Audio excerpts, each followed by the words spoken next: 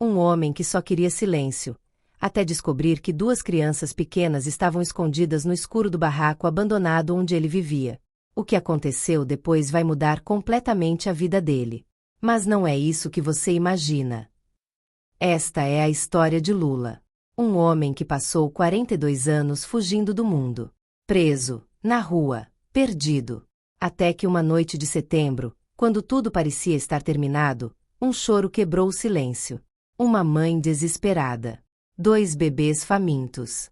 E uma decisão que mudaria tudo. Do barraco abandonado para um futuro que ninguém acreditava que fosse possível. Antes que você assista a história completa dela, queria saber, de que cidade você está nos assistindo agora? Deixe a resposta nos comentários. E se você quer acompanhar histórias de redenção, de pessoas que encontram esperança quando tudo parecia perdido, se inscreve no canal e ativa o sininho para não perder nenhum vídeo. Essa história vai te tocar de um jeito que você não esperava. Vem comigo. Lula havia passado 42 anos fugindo de barulho. Primeiro, o barulho das ruas de São Paulo quando ainda era mais jovem, quando as sirenes da polícia ecoavam por becos escuros e ele corria com o coração disparado, os pulmões queimando, a adrenalina pulsando através de suas veias adolescentes enquanto seus pés nos batiam contra o asfalto quente. Depois vieram os sons diferentes, o barulho da prisão, vozes ecoando nas celas de concreto e aço, grades batendo de madrugada quando algum prisioneiro descontrolado perdia a sanidade, gritos de desesperação que nunca dormiam, nem mesmo à noite, porque a noite na prisão é apenas uma versão mais escura do dia, sem sol mas com os mesmos horrores. Havia o som constante dos guardas caminhando pelos corredores, suas chaves tilintando, seus passos marciais criando um metrônomo de opressão que regulava cada momento da existência. Depois vieram os anos nas ruas, os anos que ele tentava não contar porque contar significava aceitar que havia perdido décadas inteiras da sua vida, o barulho constante de carros passando, de pessoas discutindo, de crianças chorando, de sirenes de ambulância cortando a noite, de garradores gritando, de televisões ligadas em vitrines de lojas que ele passava, de desespero humano que parecia não ter fim, um desespero tão visceral que podia ser ouvido mesmo quando as pessoas não falavam. Era o som do sofrimento, o som da humanidade destruída, o som de todos aqueles que haviam caído através das rachaduras da sociedade e desaparecido na sombra. Aos 55 anos, já gasto pelo tempo pelas escolhas erradas que havia feito, desgastado pelas noites frias deitado em cimento duro, pelas manhãs em que acordava coberto de urina e fezes de outro sem-teto, pelas infecções que havia desenvolvido, pelas doenças que havia contraído, pelos medicamentos que havia tomado para amenizar a dor ou para fugir dela completamente. Aos 55 anos, Lula descobriu que o silêncio era um luxo que ele nunca poderia se permitir. Normalmente, um luxo que apenas os ricos e protegidos podiam desfrutar. Mas havia um lugar onde poderia encontrá-lo, um velho barraco abandonado nos arredores de Diadema, uma construção que parecia ter sido esquecida pela própria estrutura urbana que a cercava, como se a cidade tivesse virado o rosto para longe e decidido fingir que não existia. As paredes de madeira apodrecida e telhas oxidadas criavam um casulo perfeito de isolamento, um bunker contra o mundo, um lugar onde o ruído exterior parecia ficar mudo, abafado, transformado em apenas um murmúrio distante. Ninguém vinha para lá. Ninguém tinha razão para vir. Era um ponto morto no mapa da cidade, um lugar onde o tempo parecia estar congelado, onde a própria história havia esquecido de passar. Lula havia encontrado esse barraco por acaso alguns meses atrás, quando andava sem destino pelas ruas, quando sua mente havia se tornado tão nebulosa com bebida e desespero que ele mal sabia que dia era ou onde estava. Tudo que sabia era que seus pés continuavam movendo, uma parte animal de si mesmo procurando abrigo, procurando algum tipo de refúgio. No início, pensava que seria apenas um abrigo temporário para a noite, uma proteção do frio que vinha do rio Tietê, daquele frio úmido que penetrava tudo. Mas conforme os dias se transformavam em semanas, e as semanas em meses, Lula havia perdido a contagem em algum ponto. O barraco se tornou algo mais do que apenas um abrigo. Tornou-se seu santuário, seu templo pessoal de isolamento, seu refúgio contra um mundo que havia decidido que ele não merecia estar nele. Aqui, no escuro absoluto das noites, cercado pelas paredes que rangiam ao vento como se estivessem vivas, respirando, Lula finalmente conseguia ouvir seus próprios pensamentos, cada um ecoando em sua mente cansada. Era uma forma estranha de paz, talvez até mesmo uma forma de redenção, ou pelo menos era isso que ele queria acreditar, porque se não fosse redenção, então era apenas morte lenta, e Lula ainda não estava certo se estava pronto para essa opção. As noites eram sempre as mesmas, tinha uma qualidade ritualística que o acalmava. Entrava quando o sol se punha, acendia uma vela que havia levado de um lixo 5 quarteirões dali, vela que cheirava sebo e a cera, e sentava-se no chão de concreto rachado, observando as sombras dançarem nas paredes como se fossem fantasmas do passado, personificações de todos os erros que havia cometido. Havia um silêncio tão profundo naquele lugar que às vezes Lula podia ouvir seu próprio sangue circulando nas veias, cada batida do coração ecoando como um sino que marcava o tempo que lhe restava, o ar entrando e saindo de seus pulmões marcados pela vida nas ruas, pela fumaça, pelo pó, pelas infecções que havia suportado. Naquela noite específica de setembro, quando o ar ainda carregava o calor do dia, quando a temperatura havia começado a cair mas ainda estava suficientemente quente para criar aquela umidade que penetra tudo, Lula preparava-se para mais uma noite de solidão contemplativa, mais uma noite de confronto silencioso com seus próprios demônios interiores. Ele havia trazido um pedaço de pão duro que conseguiu em uma padaria próxima, jogado fora porque havia começado a ficar pior. Um pão que ainda era comestível se você estivesse desesperado o suficiente, e uma garrafa de água que enchera em uma torneira pública, água que tinha um gosto ligeiramente metálico mas que mantinha você vivo. Essas eram suas refeições, uma existência reduzida aos mínimos absolutos: alimento, água, abrigo. Era tudo o que precisava para manter os pulmões funcionando, o coração batendo. Era tudo o que merecia, pensava com uma convicção que vinha de anos de autocondenação, de culpa que havia se cristalizado em suas próprias entranhas. Então veio o som que nunca havia ouvido ali antes, um som que irrompeu através do silêncio sagrado que havia cultivado, quebrando como vidro. Era um choro fraco, quase inaudível, como se tivesse vindo de muito longe, de outro mundo talvez, transportado até ele através de alguma dimensão que não conseguia entender completamente.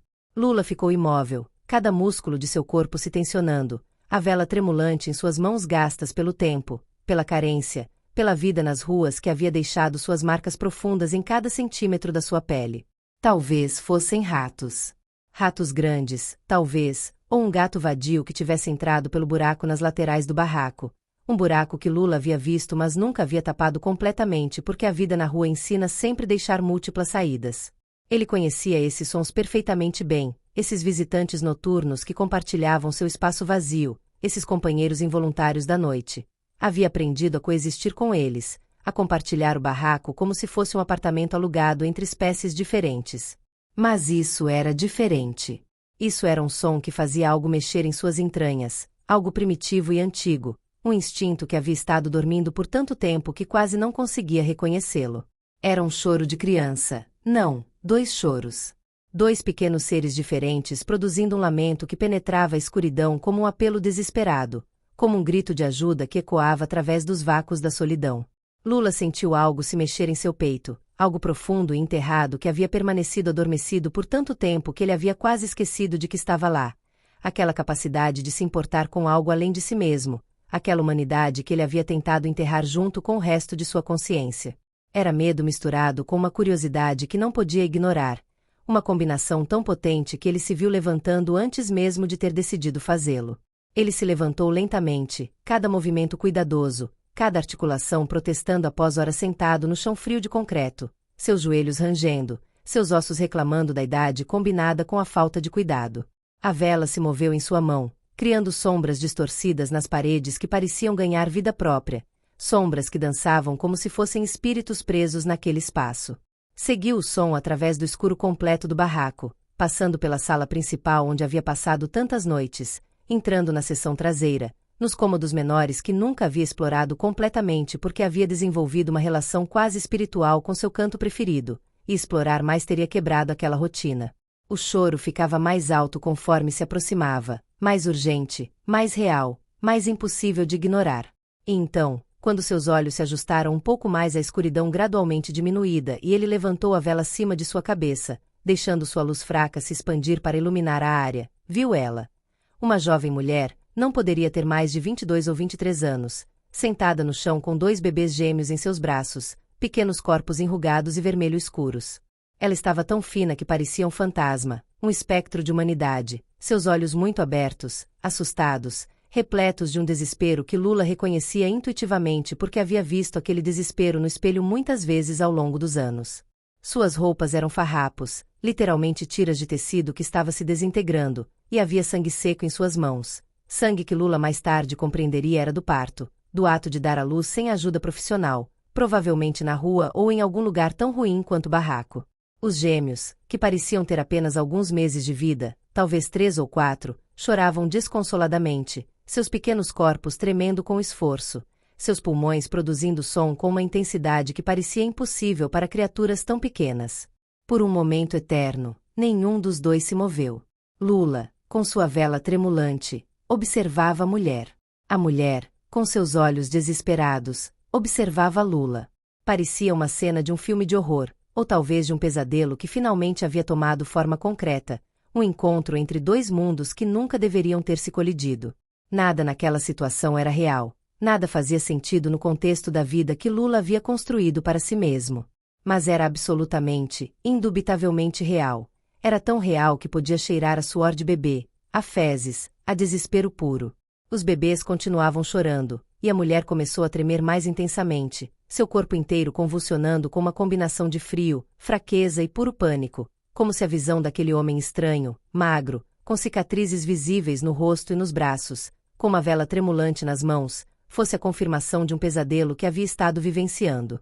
Por favor, ela sussurrou, sua voz tão fraca que Lula quase não ouviu, sua voz quebradiça como vidro antigo. Por favor, não nos machuca.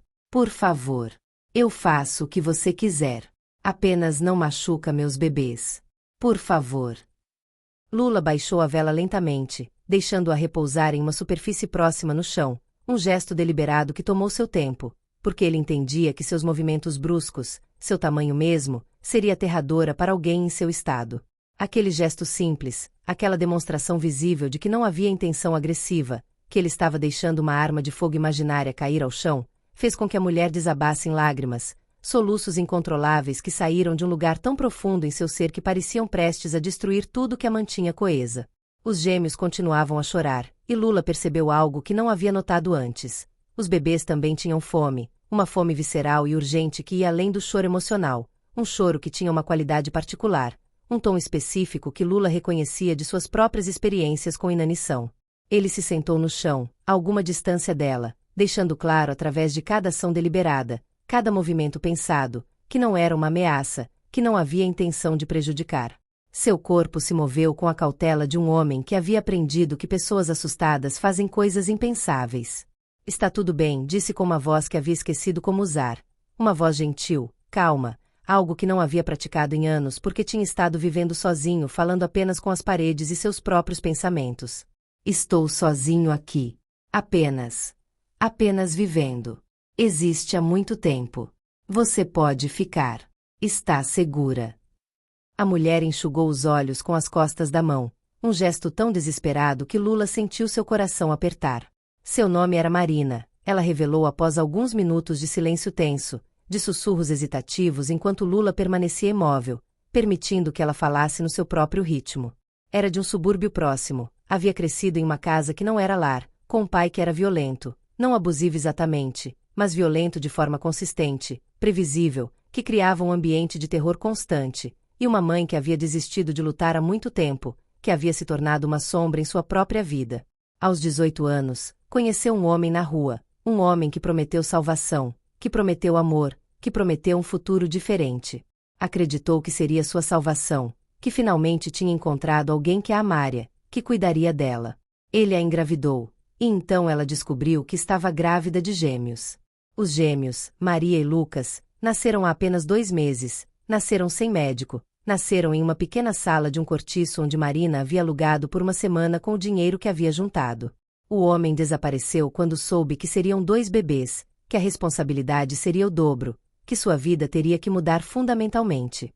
Simplesmente se foi, deixou um número de telefone que não estava mais em serviço, deixou Marina sozinha com 2 criaturas pequenas e famintas. A mãe de Marina a colocou na rua porque não podia sustentar 3 bocas. Essas foram suas palavras exatas, como se os bebês fossem bocas sem alma, sem humanidade, apenas bolches que comiam.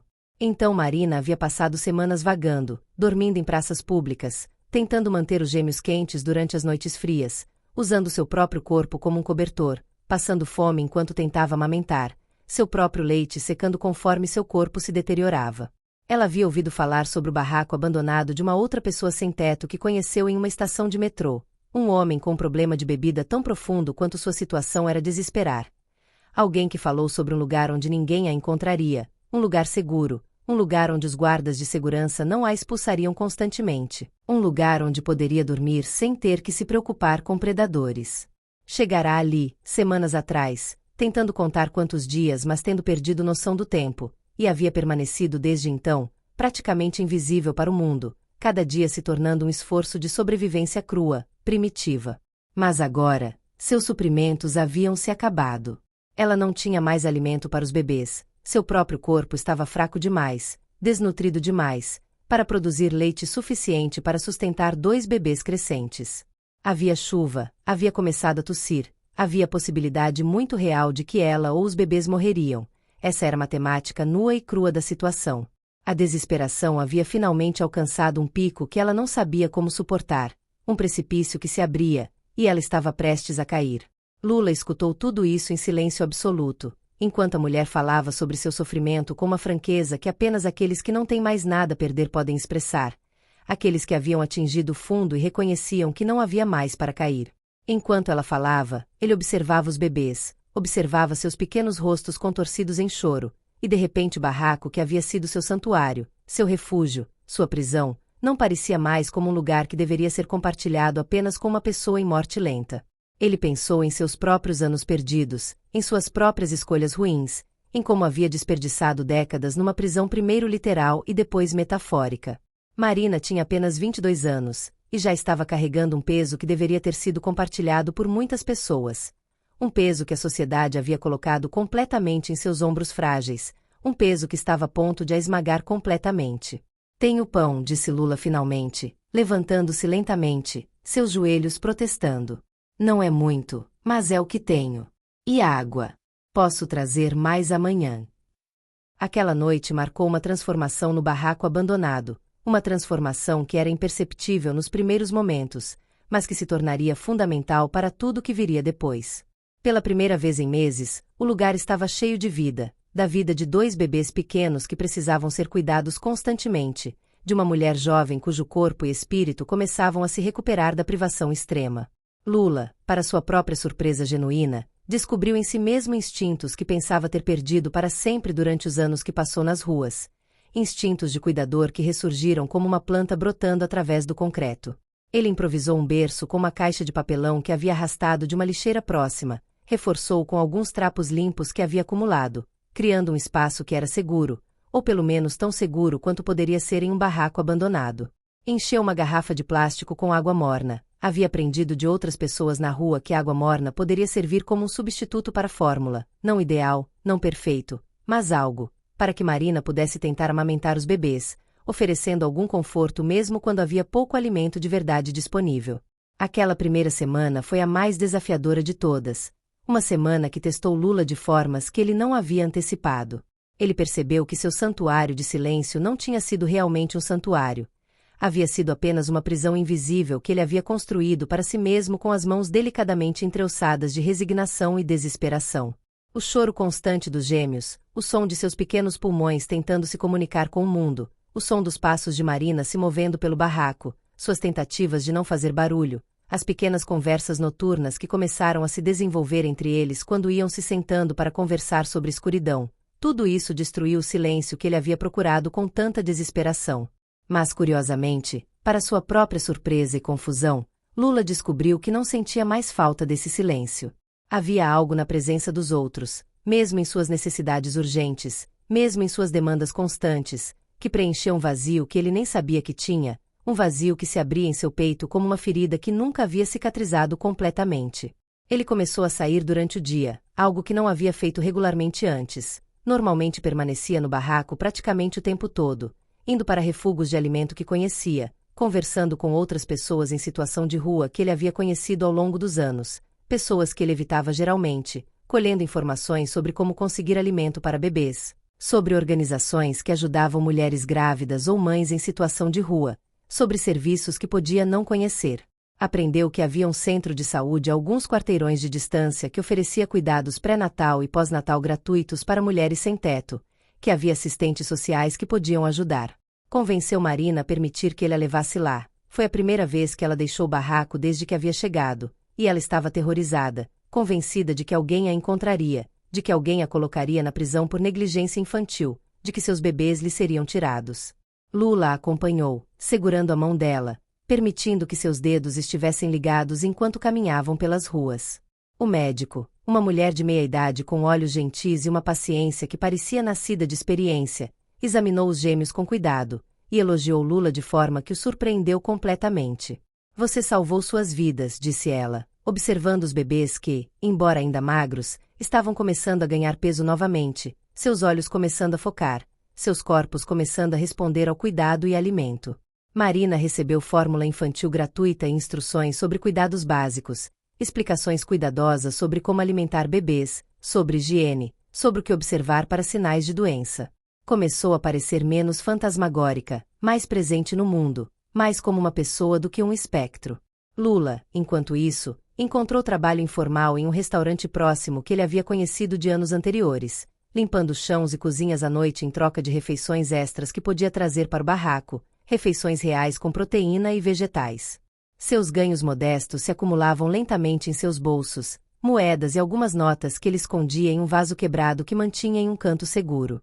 Pela primeira vez em muitos anos, Lula tinha um propósito além de simplesmente continuar existindo, um propósito que tinha peso, que tinha significado, que o fazia acordar cada manhã com uma sensação de urgência que não era desesperada mas era necessária. 2 meses se passaram, e o barraco havia se transformado de uma forma que nem Lula nem Marina poderiam ter imaginado nos seus piores sonhos otimistas. Havia agora 3 colchões no chão, um para Lula em um canto que havia se tornado sua posição de guarda, um para Marina e os gêmeos, colocado em um local mais seguro, afastado das correntes de ar. Havia 3 colchões de qualidades diferentes, adquiridos através de doações, de achados em lixeiras reforçadas com papelão, pedaços de espuma recuperados de sofás descartados.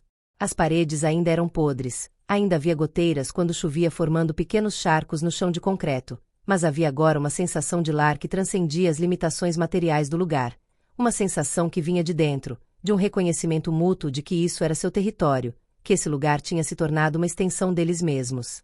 Marina havia começado a compartilhar histórias sobre seus sonhos, histórias que ela havia enterrado profundamente, histórias sobre como gostaria que Maria e Lucas crescessem em um lugar seguro, com oportunidades, com educação, com tudo que ela nunca teve.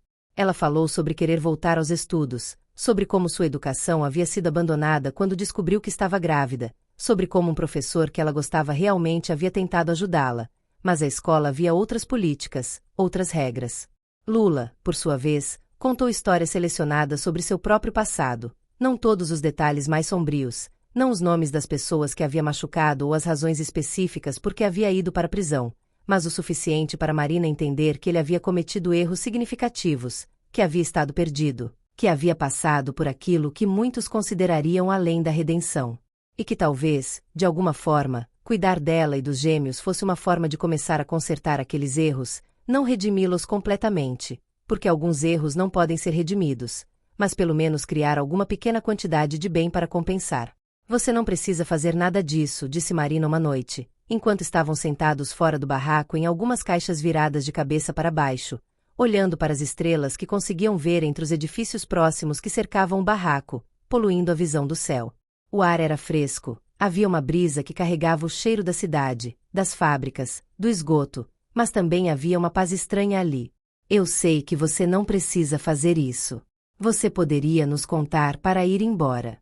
Você poderia voltar ao seu silêncio, ao seu barraco. Ninguém precisava saber. Lula considerou essas palavras cuidadosamente, considerou a verdade que estava nelas. Ele poderia fazê-lo. Era tecnicamente verdade que ele não precisava fazer nada disso.